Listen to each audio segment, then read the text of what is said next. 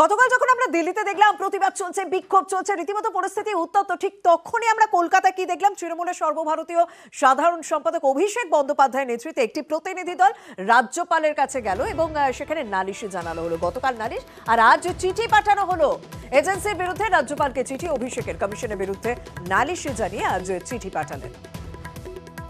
এদিকে ভোটের মুখে যে এনআইএ বিজেপি যে আতাতের অভিযোগ বারবার করছে তৃণমূল, সেক্ষেত্রে এনআইএ ডিরেক্টরের অপসারণের দাবিও করেছেন আজ অভিষেক বন্দ্যোপাধ্যায়।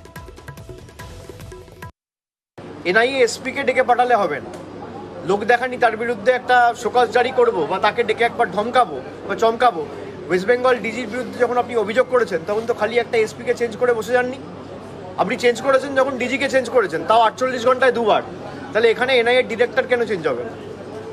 এনআইএ ডিরেক্টরের দায়িত্ব তো এখন স্বরাষ্ট্র মন্ত্রকের নয়, স্বরাষ্ট্র মন্ত্রকও এখন নির্বাচন কমিশনের অধীনে। দায়িত্ব নির্বাচন কমিশনের, নির্বাচন কমিশন এই দায় এড়িয়ে যেতে পারে না। আর এই সব নিয়ে যখন রাজ্য রাজনীতি, জাতীয় রাজনীতিতে চর্চা হচ্ছে, তখন দিলীপ ঘোষ কিন্তু দিলীপ ঘোষই রয়েছেন। এই নির্বাচন কমিশন এবং রাজ্যপালের কাছে যে তৃণমূলের প্রতিনিধি দল যাচ্ছে তা নিয়ে তিনি সমালোচনা করেছেন। আর সমালোচনা করতে গিয়ে কি বলছেন? রাজ্যপাল, যাকে তিনি আগে মেশো বলেছিলেন, তাকে আজও মেশো বলেছেন এবং কমিশনকে কাকা বলে মন্তব্য দিলীপের। শুনুন।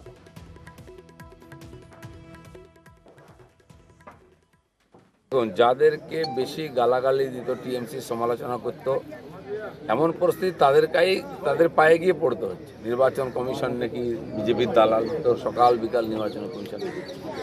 রাজ্যপালের বাড়িটা নাকি বিজেপির অফিস, তো সকাল বিকাল রাজ্যপালের কাছে। এমন পরিস্থিতি হয়ে গেল। তো ওয়াক্ত পড়ে বাঁকা তো গাধা কো কহে কাকা। সময় খারাপ হয়েছে আজকে টিএমসির। রাস্তায় নাই, মাঠে নাই রাজ্যপালের অফিস, আর নাহলে নির্বাচন অফিস। নির্বাচনটা তো পাবলিক ভোট দেবে, পাবলিক ডোমেনে আসুন, লড়ুন, লোক ঠিক করে দেবে কে ভুল কে ঠিক। আর যখন পেঁচে পড়বেন তখন কাকা বাঁচাও, মেসো বাঁচাও, পিসে বাঁচাও, এ কি রাজনীতি? দম নেই কোমরে। এদিকে দিলীপ ঘোষকে পাল্টা উত্তর দিয়েছে তৃণমূল কংগ্রেস। সিরিয়াস ইলেকশন চলছে, তার মধ্যে মজার খোরাক হিসেবে দিলীপ ঘোষের বক্তব্য, যেটা হাসির খোরাক হিসেবে চলে। তিনি আস্তে আস্তে একটা কমেডি ক্যারেক্টার হয়ে যাচ্ছেন, তাকে কেউ গুরুত্ব দিয়ে নিচ্ছে না। কে যাচ্ছে নির্বাচন কমিশনের কাছে, কে যাচ্ছে না, এটা আসল বিষয় নয়। আসল বিষয় হচ্ছে সারাদিন যাতে টিভিতে ভেসে থাকতে পারেন, তার জন্যই এই দিলীপ ঘোষ একটা কমেডি ক্যারেক্টার। আর যে ইস্যুকে নিয়ে এত কিছু, ভূপতিনগর, যেখানে এনআইএ যাওয়ার পর, অভিযান চালানোর পর তাদের উপর হামলা হয় বলে অভিযোগ, সেখানে এনআইএ এর পক্ষ থেকেও যেমন অভিযোগ জানানো হয়েছে, তেমনি ধৃতদের পরিবারের তরফ থেকেও থানায় অভিযোগ দায়ের হয়েছে। আর এই ঘটনায় আজ এনআইএ অফিসারকে তলব করা হয়েছিল। ভূপতিনগরে 3 গ্রামবাসীকেও তলব করা হয় জিজ্ঞাসাবাদের জন্য।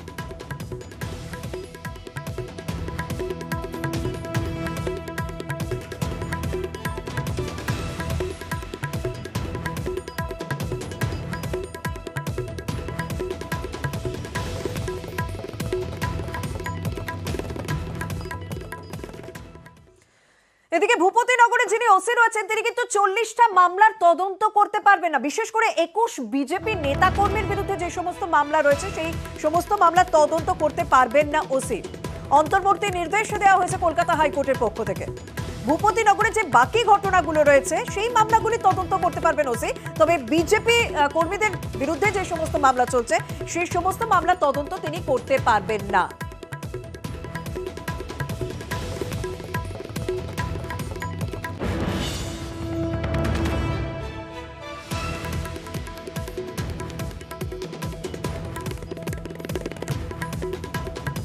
আর গতকালই যে ছবি আপনাদের সামনে তুলে ধরেছে,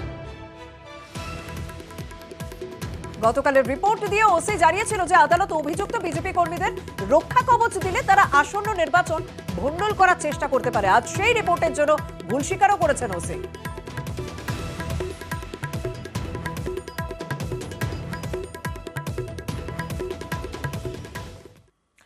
এদিকে তৃণমূলের পক্ষ থেকে তো কমিশনে অভিযোগ জানানো হয়েছে যে এনআইএ এবং বিজেপির মধ্যে আঁতাত হয়েছে ভূপতিনগরের অভিযানের আগে। তারপরে কি কোথাও তৎপর এনআইএ? কারণ এক্সে কুণাল ঘোষ তিনি একটি পোস্ট করেছেন, সেখানে চাঞ্চল্যকর দাবি করা হয়েছে যে এনআইএ এর এসপি ধনরাম সিংকে দিল্লি তলব করা হয়েছে।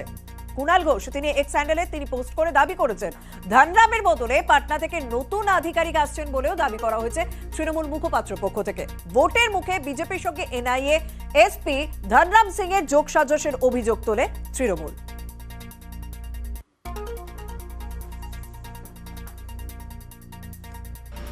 আমরা যেটা জানতে পেরেছি, এনআইএ অভিষেক বন্দ্যোপাধ্যায় এই কঠোর কড়া স্ট্যান্ড দেখে এনআইএর ভেতর থেকে দুটি সিদ্ধান্তের কথা জানা যাচ্ছে। এক, ধনরাম সিংকে এনআইএ ডিজি তিনি এবং শীর্ষকর্তারা দিল্লিতে ডেকে পাঠিয়েছেন এবং তিনি আজ দিল্লি চলে গেছেন বলে আমাদের কাছে খবর।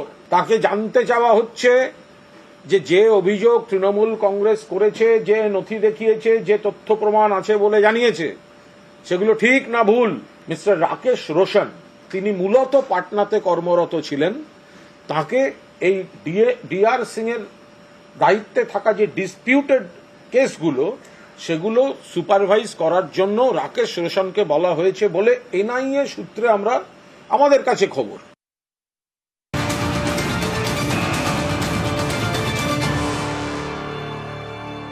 আমরা আপনাদেরকে যে খবর দেখিয়েছিলাম যে খানাকুলের উপভোক্তা কিন্তু তার লক্ষ্মীর ভান্ডারের টাকা কোথায় ঢুকছে, পূর্ব মেদিনীপুরে বুথ সভাপতি বিজেপির বুথ সভাপতির অ্যাকাউন্টে। সেটা কিভাবে সম্ভব সেই ছবিও আপনাদেরকে দেখিয়েছিলাম যে ডেটা এন্ট্রি যে ছেলে রয়েছে তার একটা গাফিলতি, যে গাফিলতির জন্য তার জালিয়াতির জন্য এই বুথ সভাপতি বিজেপির বুথ সভাপতির অ্যাকাউন্টে লক্ষ্মীর ভান্ডারের টাকা ঢুকছে।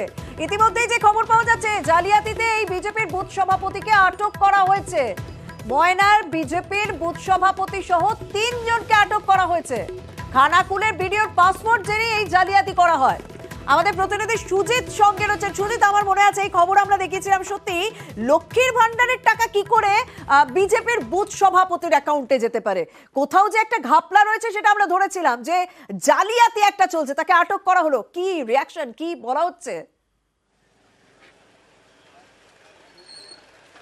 তখন সবটাই নিউজ 18 বাংলার খবরের জের, এবং সেই খবর আমরা দেখিয়েছিলাম এবং মারাত্মক জালিয়াতির খবর, যেখানে কিনা মহিলাদের জন্য সরকারি প্রকল্প লক্ষ্মীর ভাণ্ডার প্রকল্প, সেই প্রকল্পের টাকা একেবারে জালিয়াতি করে এক যুবক, ময়নার এক যুবক, তিনি কিন্তু বিজেপির বুথ সভাপতির ছেলে, তিনি হুগলির খানাকুলের বিডিও অফিসে ওখানে কারচুপি করেন এবং 12 জনের নামে, সকলেই পুরুষ, তাদের নামেই কিন্তু টাকা ঢোকানোর ব্যবস্থা করেছিলেন। কি করে না, সব ডাটা ঠিকঠাক রেখে অ্যাকাউন্ট নাম্বারটা তার বাবার, কাকার এবং তার যে প্রতিবেশী আত্মীয় সবার নামে নিয়ে ফেলছিলেন এবং মাসের পর মাস, প্রায় 8 থেকে 9 মাস ধরে এই টাকা লক্ষ্মী ভাণ্ডারের একজনের টাকা অন্যজনের নামে পড়ছিল, তা আবার মহিলার টাকা, পুরুষ গ্রাহক হিসেবে তাদের কাছে।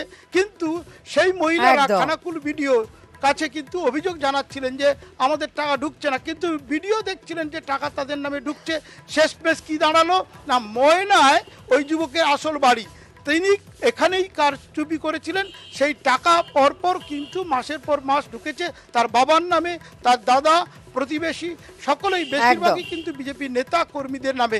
এই যে ঘটনা সামনে আনে নিউজ 18 বাংলা, তারই জেরে আজকে আটক হলো এই বুথ সভাপতি। ভিডিওর পাসওয়ার্ড জেনে এই জালিয়াতি চলেছে। আমরা যে খবর আপনাদের সামনে তুলে ধরেছিলাম, ঠিক কি ঘটেছিল আরো একবার দেখুন।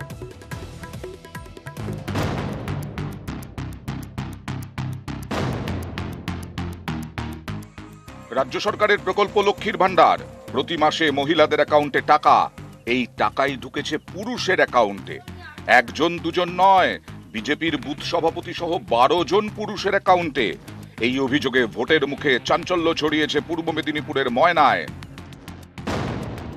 ময়না 1 নম্বর গ্রাম পঞ্চায়েতে দক্ষিণ হরকুলি গ্রামের বিজেপির বুথ সভাপতি অশোক দাস। তার ছেলে শ্রীকান্ত দাস বেসরকারি সংস্থার হয়ে বিভিন্ন ব্লকের ডাটা এন্ট্রির কাজ করতেন।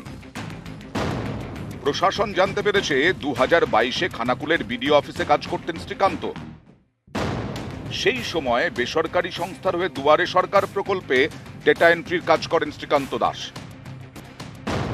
অভিযোগ, এই সুযোগে বাবা সহ এলাকার একাধিক পুরুষের নাম লক্ষ্মীর ভান্ডারে নথিভুক্ত করিয়ে দেন শ্রীকান্ত।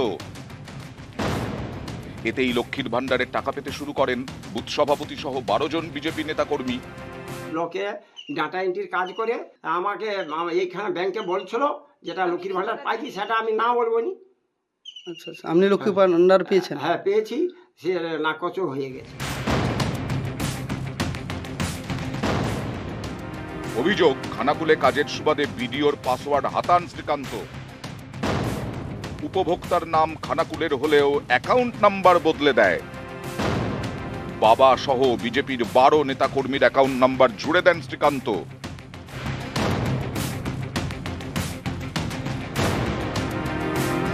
ওদেরকে শাড়ি পরান, নিজের বরকে মৃত ঘোষণা করে দিয়ে তৃণমূল নেত্রী গিয়ে টাকা নিয়ে এসেছিল নদিয়াতে।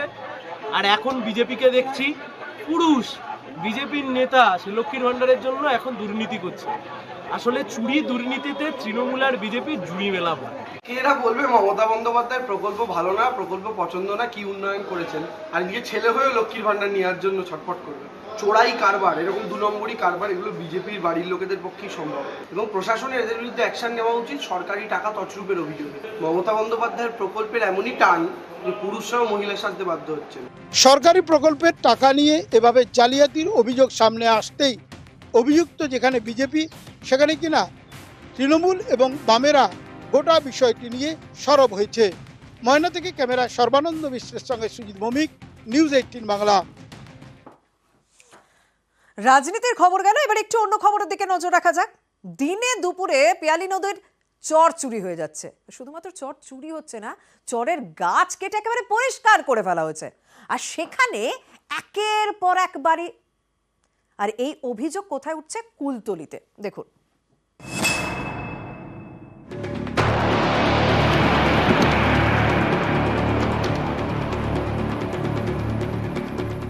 দক্ষিণ 24 পরগনার কুলতলির কুন্দখালী গোদাবর গ্রাম পঞ্চায়েত।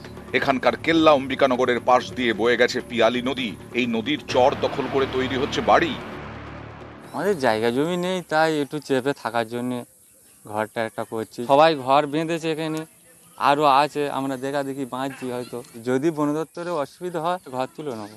ছেলেরা বেঁধিয়েছে, কিছু টাকা পয়সা নিয়ে সব বেঁধে দেয়। পিয়ালি নদীর দুপাশে চড়া পড়েছে। সেচ দপ্তরের এই জমিতে রয়েছে প্রচুর গাছ। কেল্লা অম্বিকানগরে এই নদীর চরই একটু একটু করে দখল হয়ে যাচ্ছে।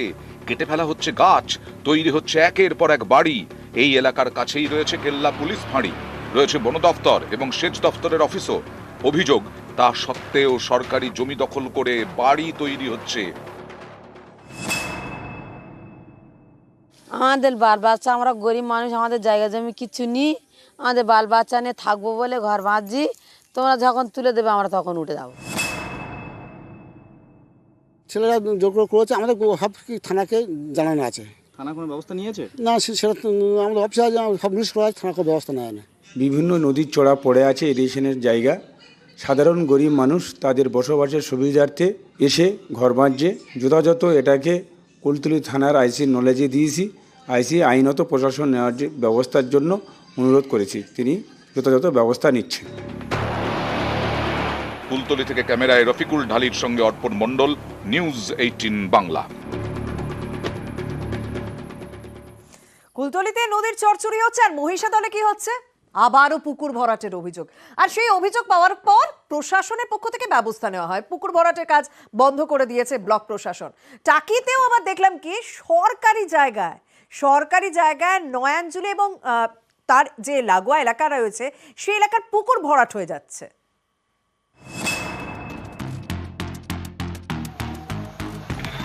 পূর্ব মেদিনীপুরের মহিষাদল, এখানে আবারও পুকুর ভরাট। হলদিয়া মেচেদা রাজ্য সড়ক লাগোয়া মহিষাদল সিনেমা মোড়, এখানেই রয়েছে একটি পুকুর, সেটাই মাটি ফেলে প্রায় ভরাট করে দেওয়া হয়েছে। এখানে পুকুর ভরাট রাতের অন্ধকারে চলেই যাচ্ছে এবং রাত্রেবেলা অনেক লরি এখানে প্রায় পাস করে এবং এই পুকুর ভরাটের জন্য আজকে পরিবেশের ভারসাম্য রক্ষা থেকে বিরত হচ্ছে। পুকুর ভরাটের বিরুদ্ধে সরব স্থানীয়রা, অভিযোগ পৌঁছয় মহিষাদলের বিডিওর কাছে। তারপরই পদক্ষেপ, তদন্তের নির্দেশ দেন মহিষাদলের বিডিও। পুকুর ভরাট বন্ধ করতে বলেন বিএলআরও। বিএলআর অফিসকে জানানো হয়েছে এবং বিএলআর সঙ্গে সঙ্গে পদক্ষেপ নিয়েছে, তারা ব্যবস্থা নিয়েছে, তার এগেইনস্টে স্টেপও নিয়েছে। তাদেরকে বলা হয়েছে রেস্টোরেশন করার জন্য, নির্দিষ্ট টাইমও দেওয়া হয়েছে, রেস্টোরেশন করবে। আর যদি না করে তাদের আইনত ব্যবস্থাও নেবে।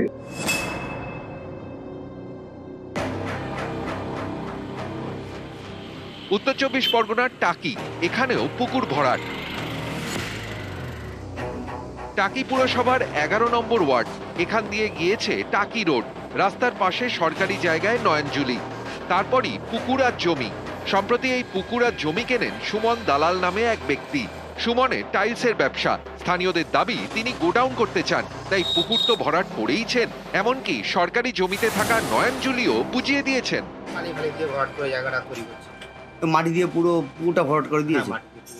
কি করবে জানেন? বিল্ডিং নয়, এখানে ওই ইয়ে হবে আর কি, গোডাউন টাইপের। কিন্তু পুকুর ভরাট করা তো বেআইনি, এরকম এলাকার মানুষকে বারণ করেনি? কেউ তো বারণ করতে দেখিনি, শুনিনি, কিছুই করিনি। আমরা হচ্ছে এটুকু জানি, মোটামুটি ভালোই বড় পুকুর ছিল। ওখানে কোনো পুকুর ছিল না, ওটা কিন্তু ওটা বাস্তু জমি ছিল। আর সামনে যেটা নয়নজলি যে কিছু জায়গাটা, ওটা নিচু জায়গা ছিল, ওটাকে উঁচু করা হয়েছে, সুসমান করা হয়েছে। সেটা আমি বলে দিয়েছি, ওটা কালকে ওটা বালি কেটে দেবে। আপনাদেরকে গ্যারান্টি দিয়ে বলছি, কোনো নাম আমাদের কাছে বড় বস্তু না। কে সুমন দালাল, কে কি বিষয়বস্তুটা বড় প্রশ্ন না। প্রশ্ন হলো টাকি পৌরসভা এই কাজ হতে দেবে না, আমরা কঠোর পদক্ষেপ নেব। পূর্ব মেদিনীপুর থেকে ক্যামেরায় সন্দীপ গুড়িয়ার সঙ্গে সুজিত ভৌমিক এবং উত্তর 24 পরগনা থেকে অনুপম সাহা, নিউজ 18 বাংলা।